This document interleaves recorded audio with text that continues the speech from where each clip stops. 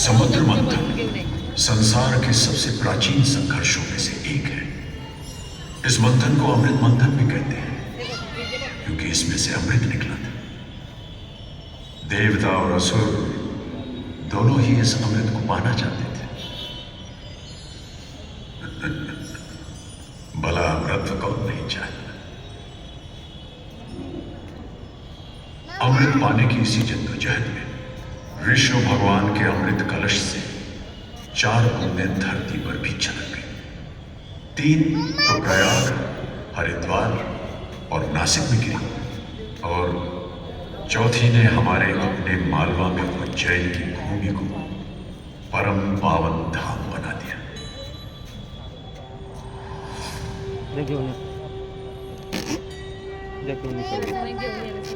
उज्जैन के महाकालेश्वर और खंडवा के ओंकारेश्वर मंदिर की गूंजते स्वरों और सांची में बौद्ध धर्म की पवित्र ध्वनियों ने इस मालवा की धरती को अध्यात्म और आस्थाओं का संगम बना दिया है।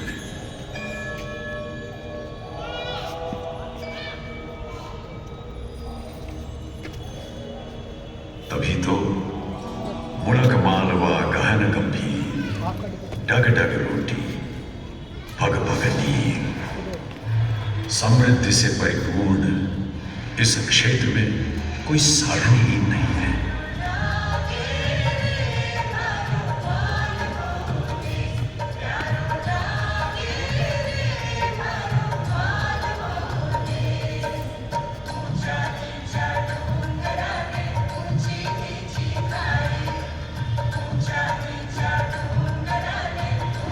कालिदास ने जिस मालवा को अपने काव्य से सींचा है, उसकी इंदौर नगरी के मशहूर राजवाड़े में आप सभी का स्वागत है। इस राजवाड़े ने मल्हार राव होलकर और अहिल्याबाई जैसी विभूतियों को शोहरत की बुलंदियां छूते हुए देखा है, और यहीं से यशवंतराव होलकर ने भारत में पहली बार अंग्रेजों के खिलाफ चौतरफा मोर्चाबंदी यानी गुरिल्ला वॉरफेयर की शुरुआत की। बात 3 सदी पुरानी है। हिंदुस्तान में मुगलों का सूरज ढलने लगा था और मराठों का दबदबा दिन ब दिन बढ़ता जा रहा था। ऊपर से अंग्रेजों के कदम भी बढ़ रहे थे। उधर पुणे के एक गांव में एक लड़के का जन्म हुआ, जिसे नाम दिया गया मल्हार राव होलकर। होलकर क्योंकि वो होल गांव में पैदा हुआ था। कच्ची उम्र में माता पिता का साया उड़ जाने से मल्हार की परवरिश का जिम्मा उसके मामा भोजराज बारगल के कंधों पर आ गया।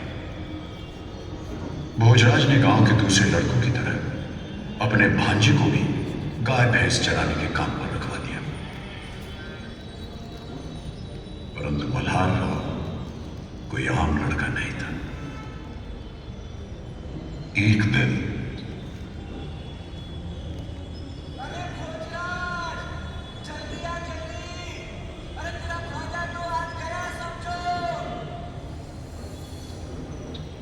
भोजराज ने आकर जो देखा उस पर उन्हें यकीन ही नहीं हुआ।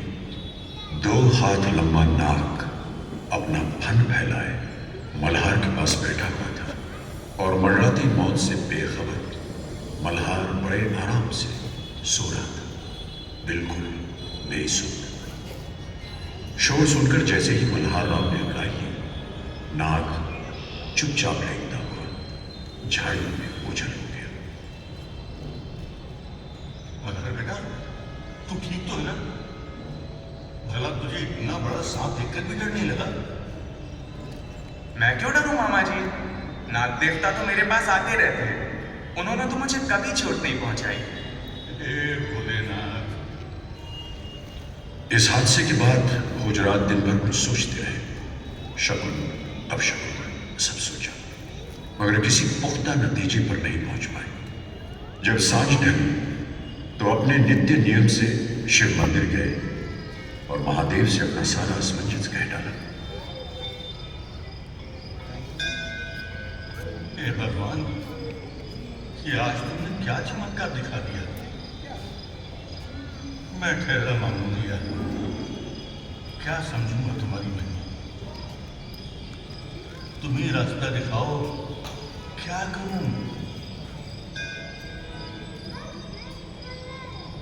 अरे भोजराज जी, इतनी देर हो गई, घर नहीं जाना है क्या? जाओ, अब महादेव को भी सोने दो। इनके सोने जागने पर भला किसका पता चलता है? पर इन्होंने मेरी नींद तो उड़ाई। महादेव का अनादर न करो भोजराज। जब तुमने अपनी व्यथा इनसे कह दी है तो महादेव इस दुविधा का समाधान दे ही देंगे। जाओ जाओ, अब घर जाकर सो जाओ।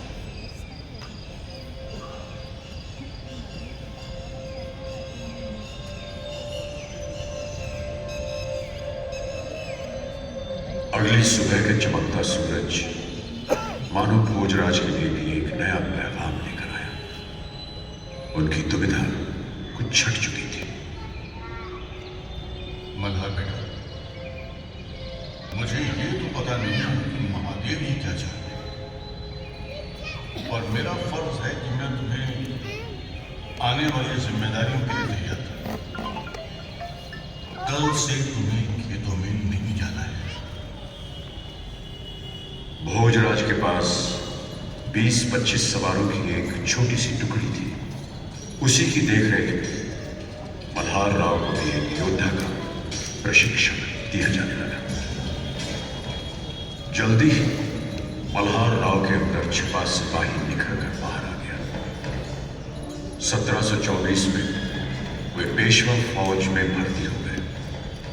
चंद साल में पेशवा बाजीराव ने उन्हें 9 परगनों की जागीर इनाम में दे दी और 1732 के आने तक कई हजार घुड़सवारों की फौज देकर समूचे पश्चिमी मालवा का सूबेदार नियुक्त कर दिया।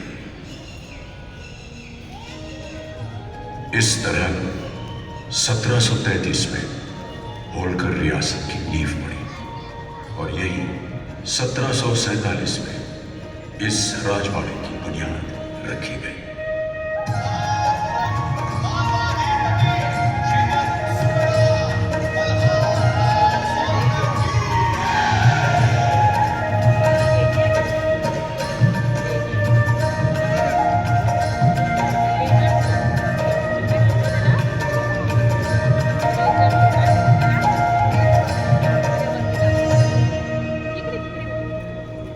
कोई नहीं कह सकता कि छोटी से छोटी घटना भी तवारीख का रुख किस तरह पलट देती है।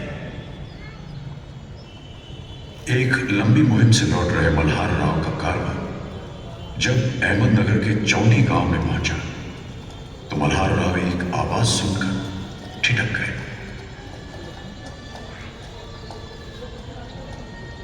सिपाहियों ने सोचा शायद मल्हार राव थक गए हैं।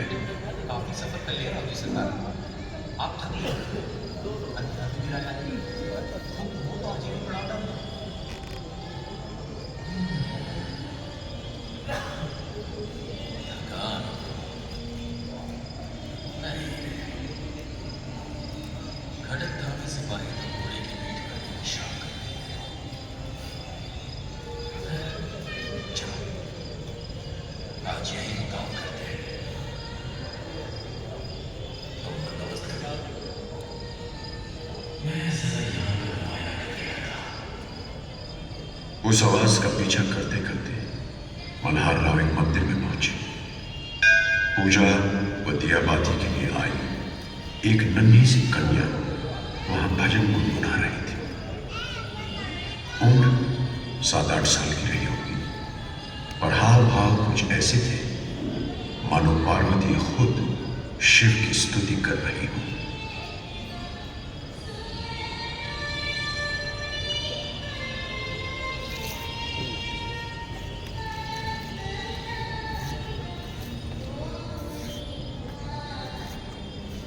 मल्हार राव ड्योढ़ी में बैठ उसे दूर से निहारते रहे, सुनते रहे।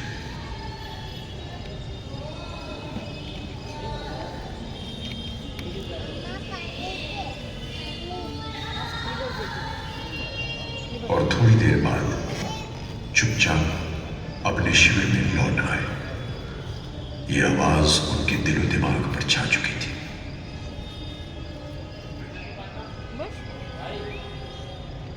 सवेरा होते ही उन्होंने मंदिर की पुजारी को बुलाया और उनसे लड़की के घर बार के बारे में पूछताछ की।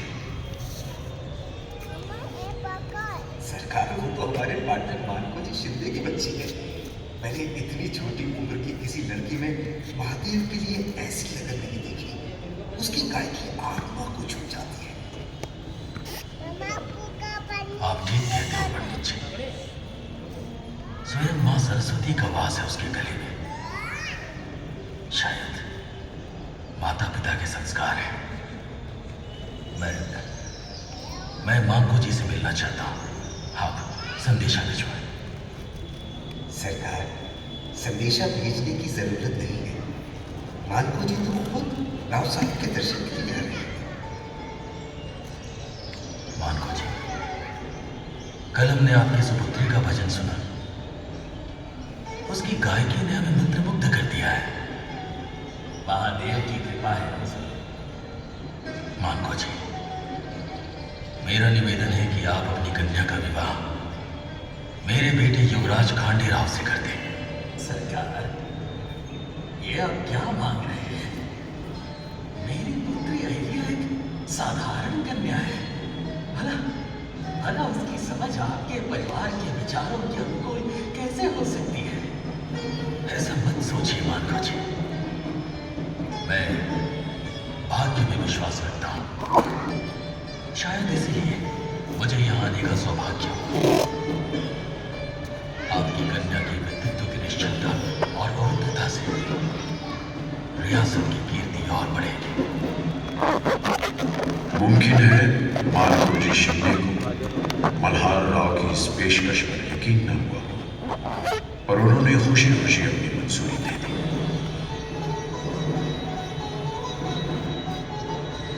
चौंडी गांव में उस शाम इत्तफाक से किए गए बुलाव से न केवल होलकर राजघराने की बल्कि होलकर रियासत की भी तकदीर बदलने वाली थी।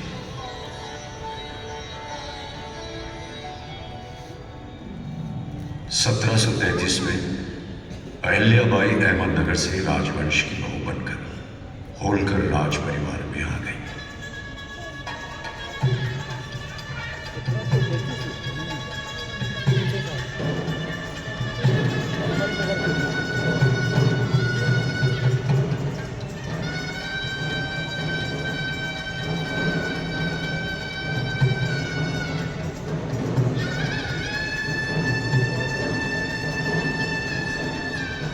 अहिल्याबाई ने ससुराल में आकर देखा कि पति खांडे राव को न तो राजकाज में रुचि थी और न ही अपने इस जीवन साथी से स्नेह।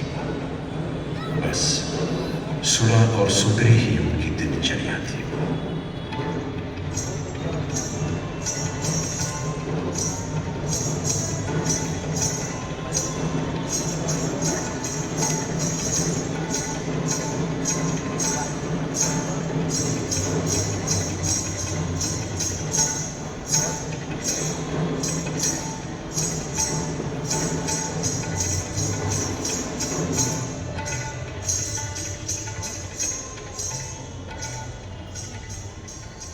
धीरे धीरे अहिल्याबाई ने अपने धार्मिक स्वभाव, मधुर व्यवहार और स्नेह सेवा से न सिर्फ सास ससुरे का बल्कि अपने पति का भी दिल जीत लिया।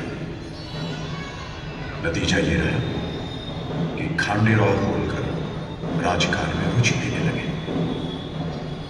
1745 में अहिल्याबाई ने एक बेटे को जन्म दिया जिसका नाम मालेराव रखा गया और 3 साल बाद घर में एक कन्या का जन्म हुआ जिसे मुक्ताबाई नाम दिया गया। उधर मल्हार राव धीरे धीरे ठोस कदम बढ़ाते हुए एक बहादुर योद्धा ही नहीं बल्कि युद्ध शैली के माहिर सेनापति भी बनते चले गए। 1751 में उन्हें अवध की रक्षा के लिए रोहिल्ला पठानों से युद्ध करना पड़ा। पठानों की फौज के सामने मल्हार राव की टुकड़ी बहुत छोटी थी। जाहिर है सिपाहियों में हौसला कमजोर था। सरकार, रोहिलों के पास तो बहुत बड़ी सेना है और हम सिर्फ मुट्ठी भर। हाँ, बात तो ठीक है, पर इस बार शस्त्रों के साथ हम मस्तिष्क से भी पूरा काम लेंगे। मल्हार राव ने सिपाहियों के साथ योजना बनाई जिसके मुताबिक दिन भर आसपास चल रहे मवेशियों को इकट्ठा किया गया। जब शाम ढली तो आपके आदेशानुसार सब कुछ तैयार है। ठीक है, मवेशियों को बिना नुकसान पहुंचाए इनके सींग से जल्दी मशाले बांधो। अब पशुओं को शत्रु छावनी की ओर दौड़ा दो और आक्रमण की तैयारी करो। वही हुआ जिसका मल्हार राव को अंदाजा था। इतनी मशालें देखकर शत्रु सेना में खलबली मच गई। कोई इधर भागा तो कोई उधर। मौके की ताक में तैयार मल्हार राव की सेना ने रोहिलों पर हमला कर दिया और बिना किसी जानहानि के उन्हें दूर तक खदेड़ दिया।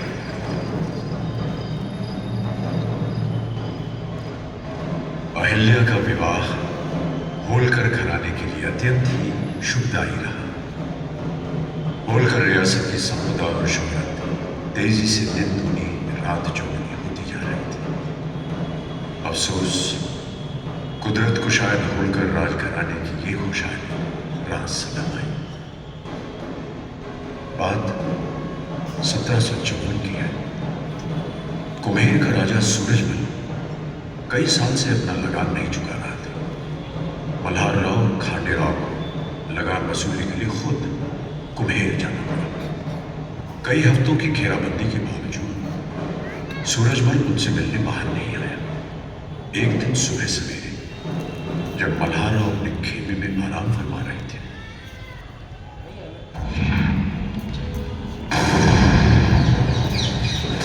अरे क्या हुआ? तो सूरजमल ने जंग का बिगुल मचा ही लिया। लड़ाई में धमाके होना आम बात है। मल्हार राव अपने खेमे से निकले। सामने लाशें देखकर विचलित हो गए। अरे, ये सब क्या हो गया? ये इतनी सारी लाशें यहाँ पे कैसे आ गई? और जब उन्होंने खांडेराव को उन लाशों में देखा तो उन पर मानो कहर उठा गया। क्या? कांडे! कांडे! कांडे! कांडे मेरा बच्चा! कांडे! कांडे आगे खोलो! ये क्या हो गया? अरे ये क्या हो गया? हे प्रभु, ये क्या हो गया? अरे सूरजमल, ये तूने क्या कर दिया? कांडे! कांडे! कांडे! आगे खोलो! आगे खोलो! मैं ये तो क्या जवाब? आगे खोलो मेरा बच्चा! आगे खोलो!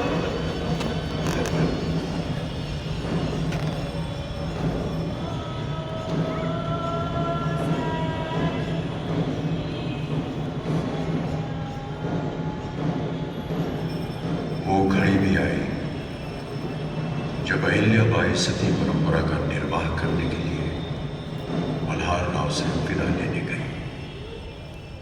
बाबा, मुझे आशीर्वाद दीजिए कि मैं पत्नी धर्म का पालन सती परंपरा अनुसार पूरा करूं।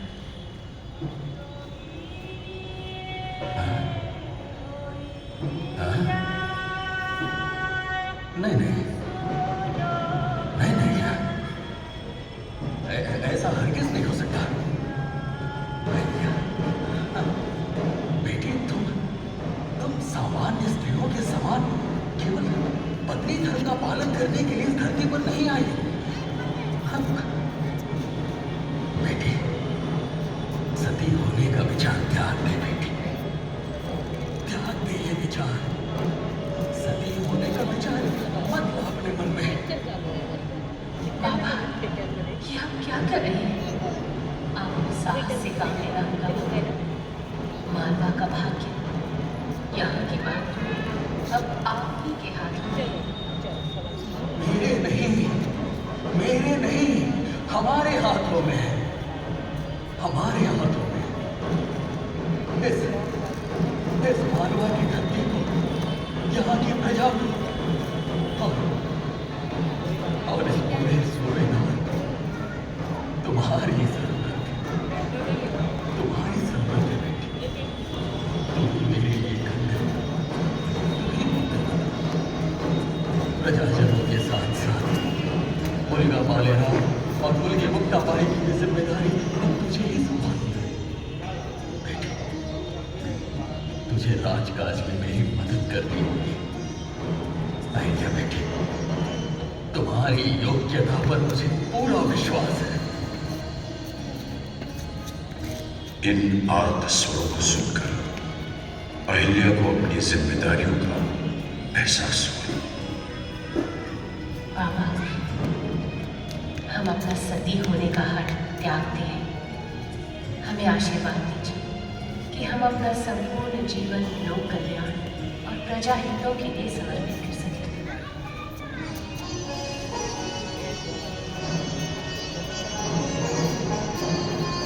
कुछ ही समय में अहिल्याबाई राजकाज और जंग के मैदान दोनों मोर्चों को बड़ी कुशलता से संभालने लगी और मल्हार राव खुद केवल सलाहकार और संरक्षक की भूमिका निभाने लगे।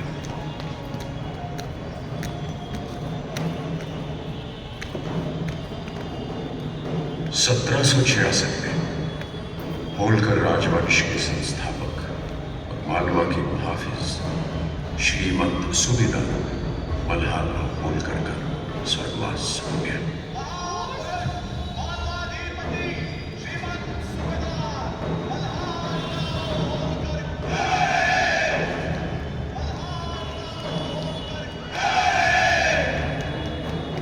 अपने जीवन काल में उन्होंने पेशवाओं की फौजों के साथ अटक से कटक तक कई मुश्किल मुहिमों को अंजाम दिया और अंतिम दिनों में मराठा महासंघ के 5 वस्तुतः स्वतंत्र शासकों में से एक बने। मल्हार राव को आज भी रियासत के सबसे इंसाफ पसंद, काबिल और दूरदर्शी राजा के रूप में बड़े सम्मान के साथ याद किया जाता है। वीरो महान योध गणेश मुख्य बलाधिप शस्त्र विधान सुज्ञ सदा यशस्वी सततम समर्थ मल्लारिरावो विदित पृथिव्याम। मल्हार राव के निधन के बाद अहिल्याबाई अपने बेटे के नाम पर बतौर रीजेंट मालवा का शासन चलाने लगी। वो पूरी लगन से अपनी जिम्मेदारियों का निर्वाह कर रही थी, मगर होलकर राजवंश पर कुदरत का कहर फिर टूटा। साल भर बाद युवराज मालेराव को भी भारी जवानी में भगवान ने उठा लिया। होलकर रियासत बिना राजा की रियासत बनकर रह गई थी। ऐसी स्थिति में भला रीजेंट का भी क्या औचित्य था। तब अहिल्याबाई ने पेशवा के दरबार में अर्जी भेजकर मालवा पर शासन का अधिकार मांगा। ये एक पेचीदा स्थिति थी। जिस जमाने में औरतें घर बार की जिम्मेदारियों में बंधी रहती थी, वहां एक औरत रियासत की बागडोर संभाले, ऐसी बात जो कभी किसी ने न सुनी या देखी थी। अहिल्याबाई की अर्जी पर लोग तरह तरह की बातें बनाने लगे। यहां तक कि होलकर राज को हड़पने का षड्यंत्र भी रचा गया। अहिल्याबाई शासन के दांव पेच बखूबी जान चुकी थी, लिहाजा अपने विरोधियों को चुप कराने में वो कामयाब रही और 1767 में उन्हें मालवा का बाकायदा शासक घोषित कर दिया गया। महेश्वर को मालवा की राजधानी बना दिया गया। ईश्वर ने मुझे एक बहुत भारी दायित्व सौंपा है जो मुझे पूरा करना है। मेरा हर कदम और हर फैसला मेरे लिए एक जिम्मेदारी है। मैं अपनी हर कार्रवाई के लिए ईश्वर के प्रति उत्तरदायी हूँ। मेरा अपना कुछ भी नहीं है। जो कुछ भी मैं ले रही हूँ उसके लिए सदैव ईश्वर और अपनी प्रजा की ऋणी रहूंगी।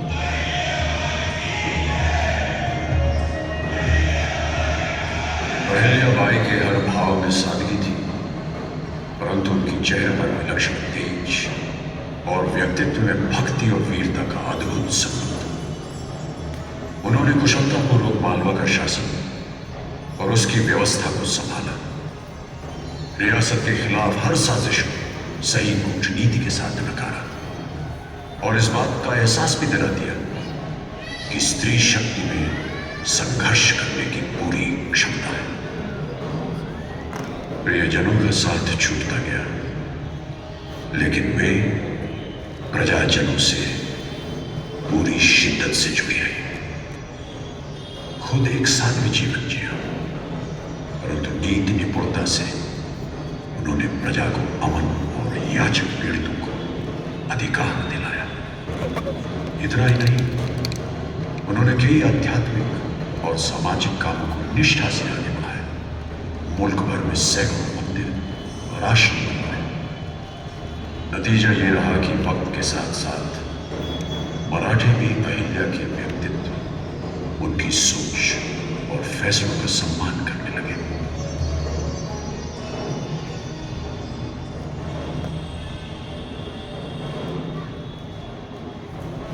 होलकर रियासत को संपन्नता, संपदा, संस्कृति और कला की नई ऊंचाइयों तक पहुंचाने के बाद 1795 में मातुश्री अहिल्याबाई का स्वर्गवास हो गया। इतिहासकार इंसाफ और तरक्की के मामले में उनके दौर की तुलना बादशाह अकबर के जमाने से करते हैं। अहिल्याबाई को इंदौरवासी देवी मां मानते हैं। उनका नाम लेते ही मालवा में ही नहीं वरन समस्त भारत में शीश स्वयं आदर से जुड़ जाते हैं, हाथ श्रद्धापूर्वक जुड़ जाते हैं।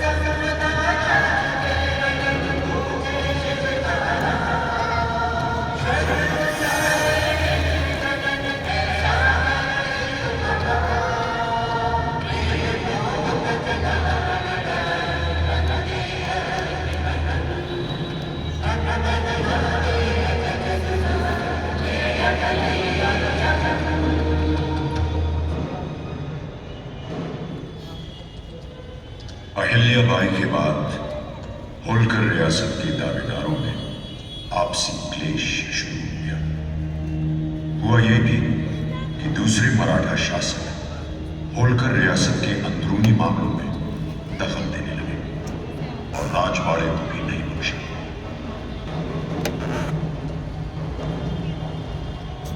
आखिरकार सबसे छोटे दावेदार यशवंतराव ने पेशवा के खिलाफ बगावत कर दी और महेश्वर के किले में खुद ही अपना राज्याभिषेक करवा लिया।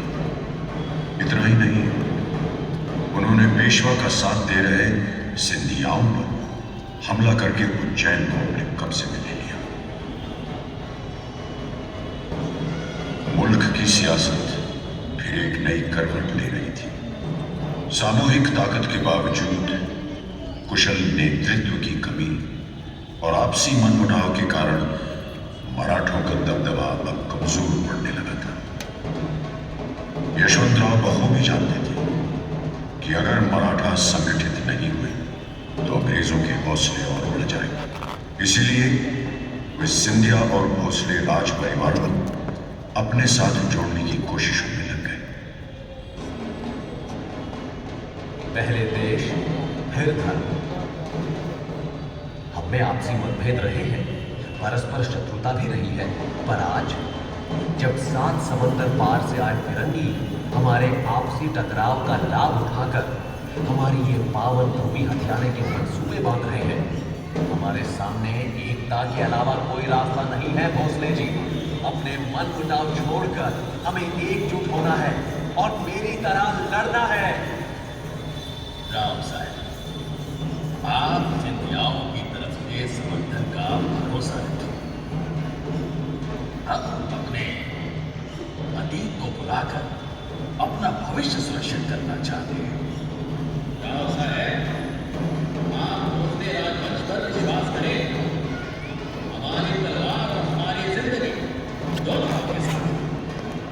अफसोस, वादे टूट गए। मराठा महासंघ के धागे बंधने से पहले ही छिड़क गए। यशवंतराव ने अन्य रियासतों से भी सहयोग मांगा, लेकिन उनको हर तरफ खुदगर्जी ही नजर आई।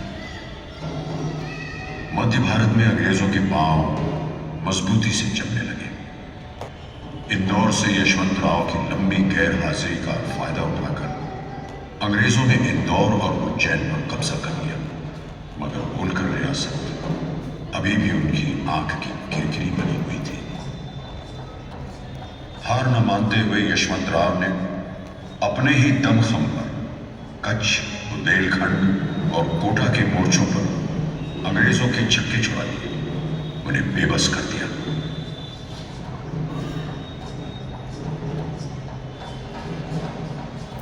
यशवंतराव ने लॉर्ड वेलेस्ली के नाम एक खत लिखकर युद्ध विराम की कुछ सख्त शर्तें रखी और उन्हें आगाह भी कर दिया।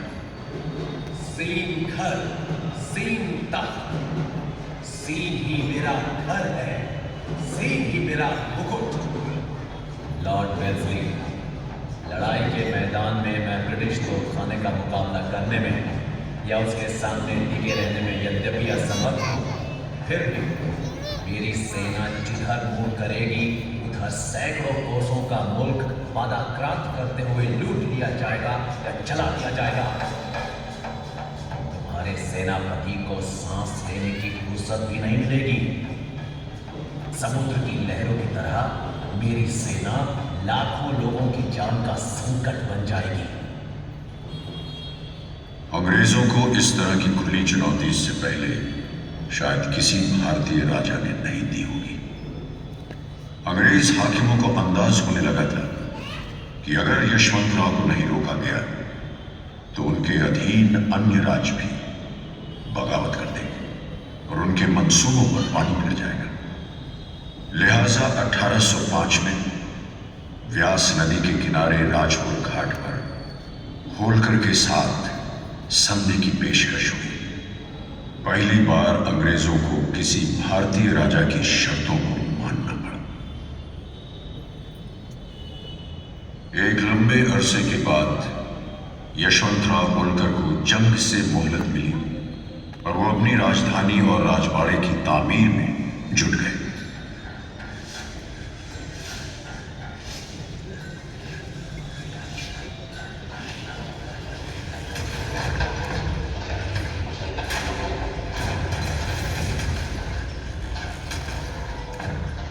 मराठा वास्तुशैली में इस्लामिक और ब्रिटिश शैलियों को बड़ी खूबसूरती से मिलाकर बनाया गया ये 7 मंजिला राजवाड़ा होलकर राजघराने की हिम्मत और जज्बे की निशानी है।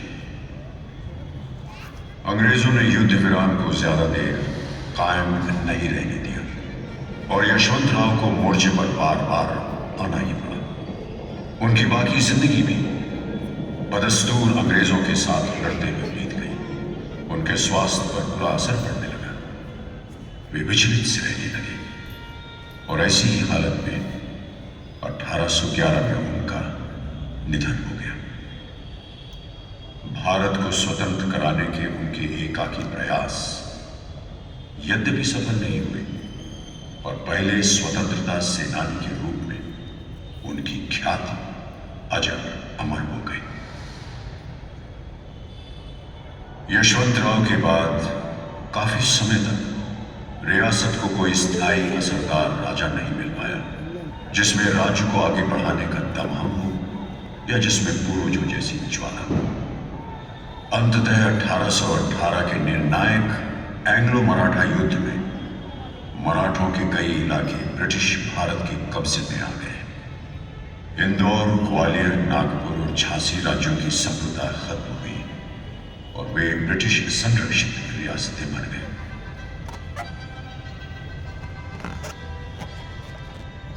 इंदौर नगरी एक बार फिर होलकर रियासत की राजधानी बनी।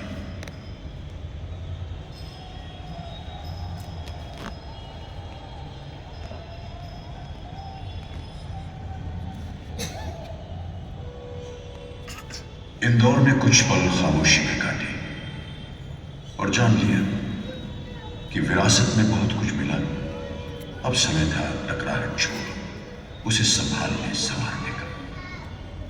कुंवर शहजादे आते रहे, गद्दी के वारिस बदलते रहे, पर इंदौर की सोच न बदली। इंदौर विकास की राह पर बढ़ता रहा। 1844 में तुकोजी राव होलकर द्वितीय का राज्याभिषेक हुआ। वो एक काबिल शासक साबित हुए जिन्होंने रियासत को पटरी पर लाने के लिए आर्थिक और औद्योगिक विस्तार पर ज्यादा जोर दिया। ये कहना गलत नहीं होगा कि आज के आधुनिक इंदौर की बुनियाद भी उन्होंने ही रखी थी। सर्वाधिक वर्षों तक राज्य करने वाले तुकोजी राव होलकर द्वितीय की 17 जून 1886 में मृत्यु हो गई। इतिहास का एक चक्र पूरा हो चुका था। नई सदी के उदय के साथ एक नया देश भी जन्म ले रहा था। 20वीं सदी की पहली आहट के साथ 1902 में होलकर रियासत, जिसे मल्हार राव ने अपनी बहादुरी से स्थापित किया, अहिल्याबाई ने जिसे अपने संस्कारों से सींचा, यशवंत राव ने जिसको निडरता का एहसास दिया और तुकोजी राव द्वितीय ने आधुनिकता से रूबरू कराया, वो संयुक्त प्रांत का हिस्सा बनकर इतिहास में अमर हो चुकी थी। होलकर रियासत विदेशी ताकतों की लगातार मुखालफत और अपने राजाओं की दूरदर्शिता के चलते सियासत के माहिरों के लिए एक बेमिसाल शाहकार थी।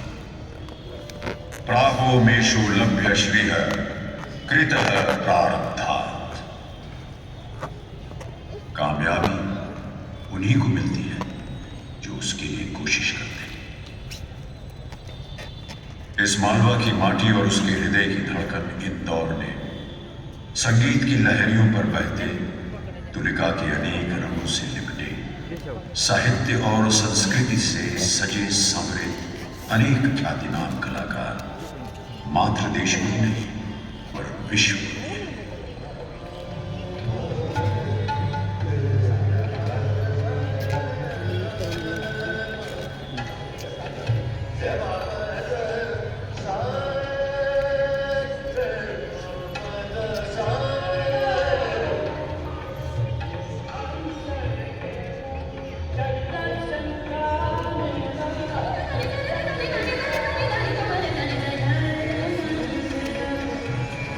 आ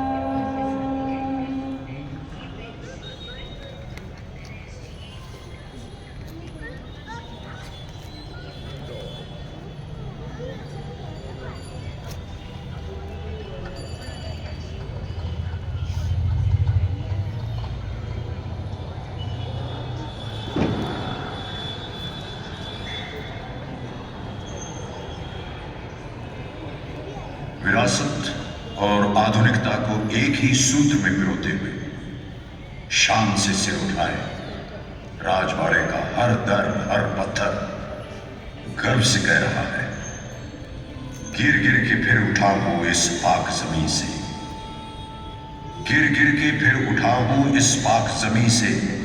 शोलों ने कर दिया था मुझे राख की ढेरी, जाबाजों ने अपने लहू से सींचा है मुझे, तूफान भी न मिटा पाएंगे हस्ती कभी मेरी।